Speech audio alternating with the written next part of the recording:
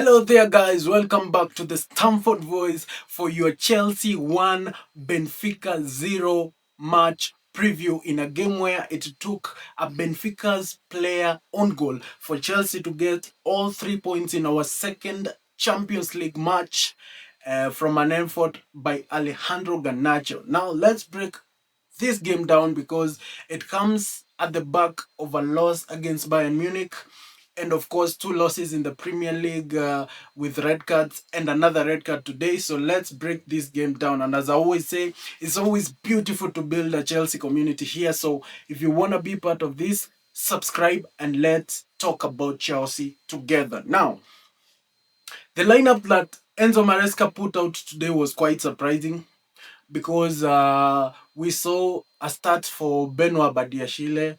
We really didn't expect Benoît Badiashile to start in a Champions League game, especially coming off an injury where he has not played much. So that was a huge surprise. Malo Gusto on right back. Of course, we would have expected that Reece James, the captain, would start, but I think Malo Gusto did okay. Then in midfield, we got what we are used to. That is the general Moisés Caicedo and the assistant captain Enzo Fernández. Now going forward were huge surprises again because we saw Alejandro Garnacho start in the left wing. Of course, Pedro Neto in the right wing, and in the 10th position we saw Facundo Buonanotte. Now, the expectation would have been that Estevao Willian was going to start in that 10th position, but again, Enzo Maresca is full of surprises. So Facundo Buonanotte starts in the 10, and then up top, we expect obviously Joao Pedro to start up top, but again, Maresca decided to do what Maresca does best. So he puts Tyrique George there. And when you look at that lineup as a whole, you feel like, oh, this is going to be a bad night for Chelsea. But luckily enough, it was a good night. Now, looking at the player performances, I think Robert Sánchez was okay. He didn't have any errors. He didn't have any magnificent saves to mention, but it was just okay. Then talking of Cucurella was amazing. Trevoh Chalobah again was amazing.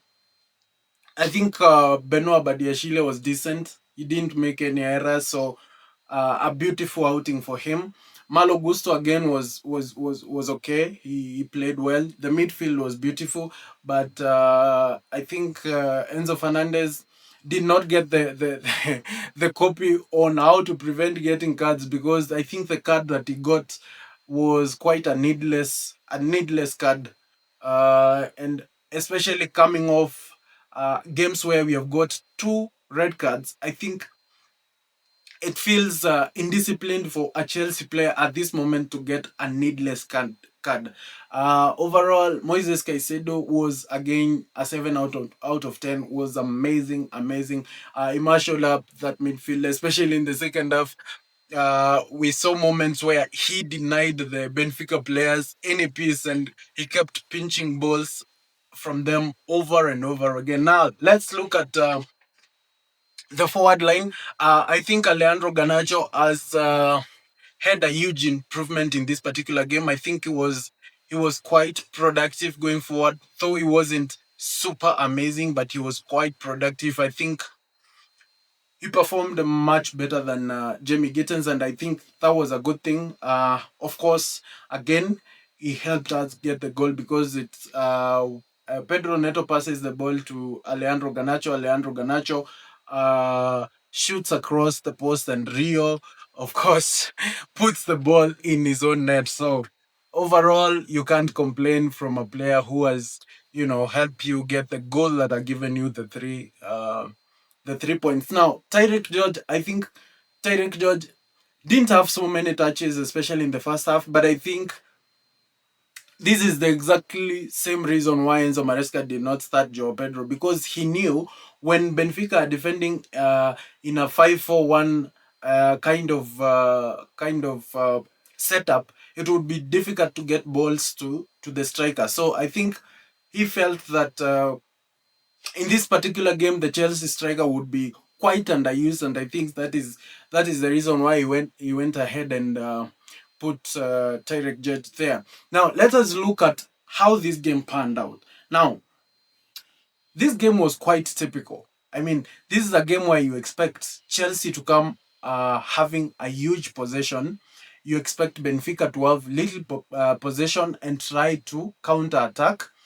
And again, you expect a defensive, either a low block or a mid block. And I think Benfica were doing both, because when you're defending with a formation of 5-4-1, I think you are doing both both a low block and a mid block. So this game was quite typical. It went exactly as expected, because in the first half, and by the way, perhaps for the better part of the game, Chelsea had over 70% possession, while Benfica were holding on to counter attacks. Now, when this game begins this way, you feel like Benfica are really getting joy in their counter attacks, especially in that Malo Gusto side. They were pushing the balls over there over and over again, and they were getting a lot of joy there.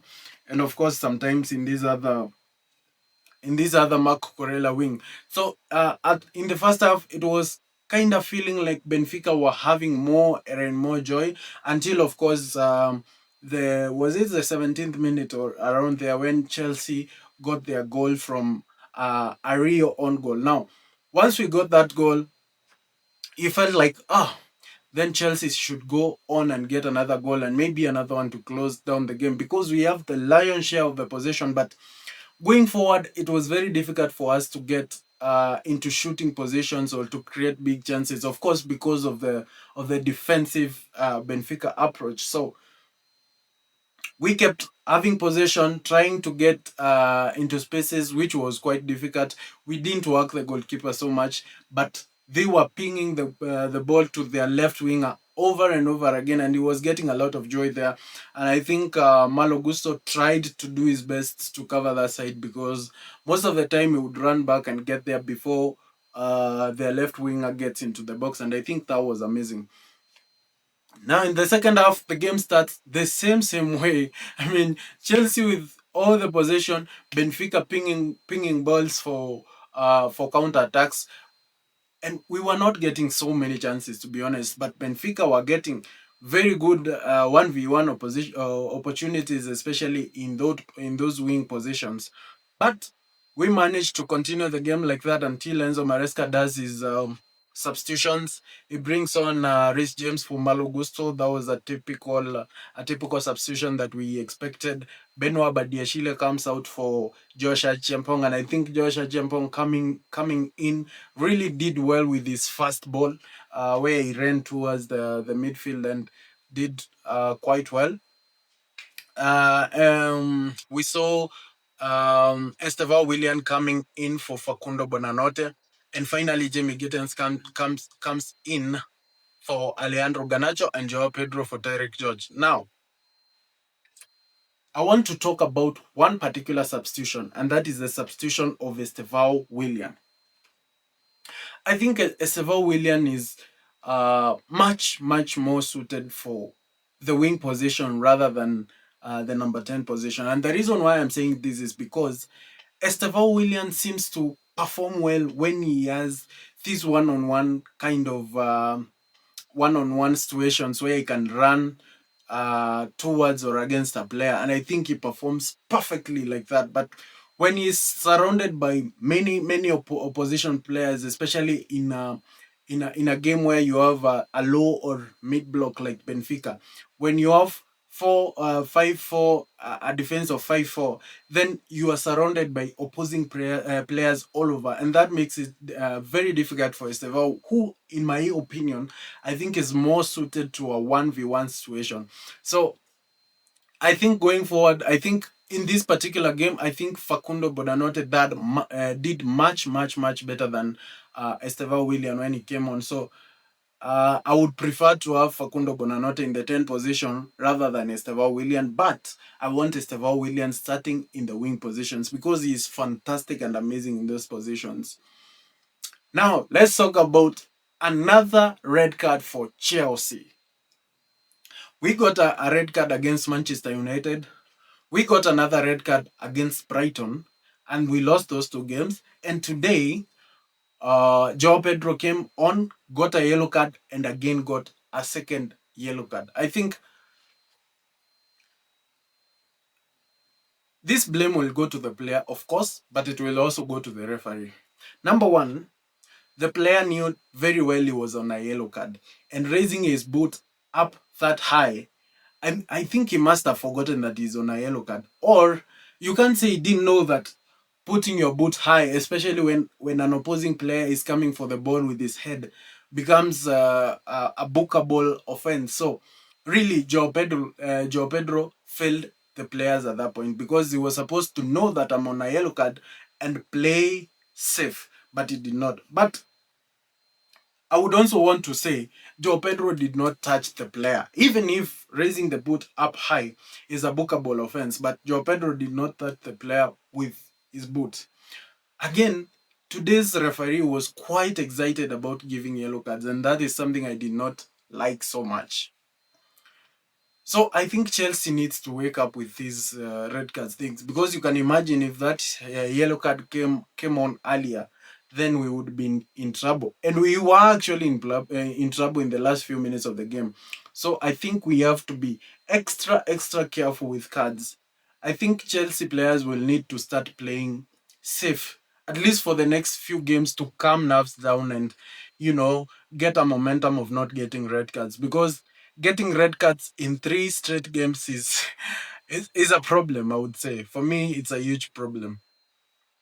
Now let's talk about Joao Pedro, not Joao Pedro, Pedro Neto, because I think Pedro Neto was fantastic in this particular game, and I think he was my man of the match.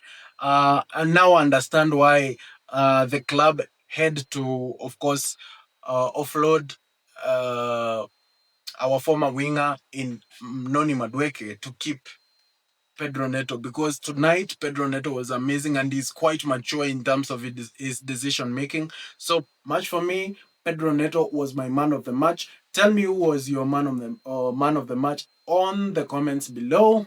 Thank you so much for keeping it here. See you in the next one.